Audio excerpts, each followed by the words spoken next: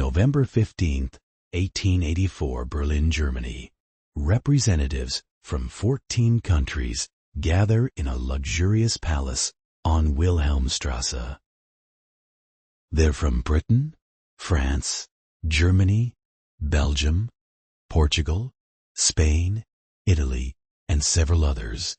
They've come to discuss a very important matter. They're going to divide a continent, not negotiate with its people, not ask for permission, just divide it, like a cake. The continent they're discussing? Africa. The people representing Africa? 0. This is the Berlin Conference. And over the next 3 months, European diplomats will draw lines on maps that will shape and scar an entire continent for over a century. Most people have never even heard of it, but the consequences are still unfolding today. For most of the 19th century, European powers had coastal trading posts in Africa, but rarely ventured inland. Why? Because the interior was dangerous, disease-ridden, and expensive to explore. But in the 1870s, everything changed. Explorers like David Livingstone and Henry Morton Stanley began mapping the rivers and interior regions of Africa. Suddenly, Europeans realized there's a lot of money to be made here. Rubber, ivory, minerals, palm oil, timber.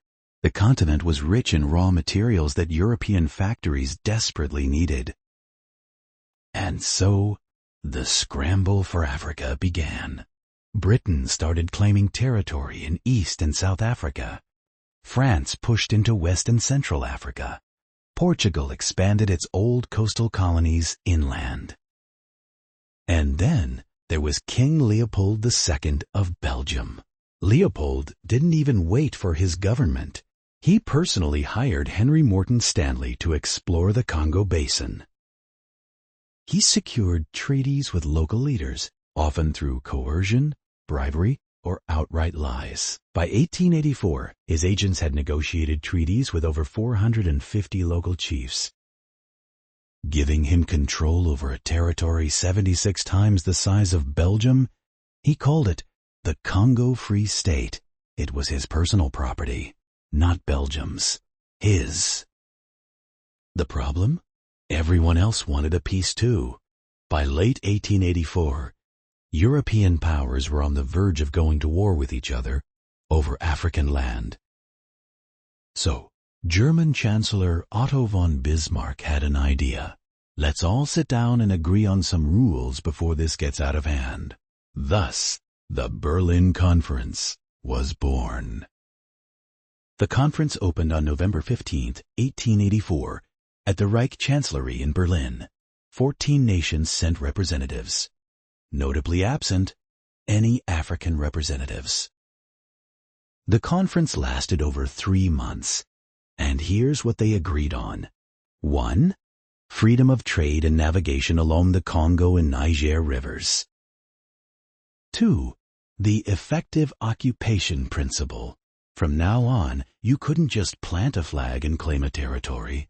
You had to actually occupy it.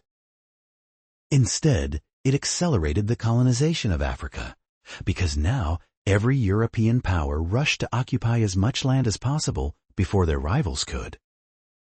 3. Recognition of the Congo Free State under King Leopold II. Leopold got what he wanted.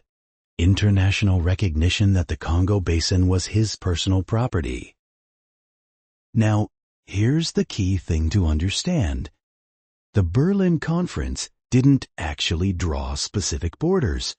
What it did was establish the rules for how borders could be drawn.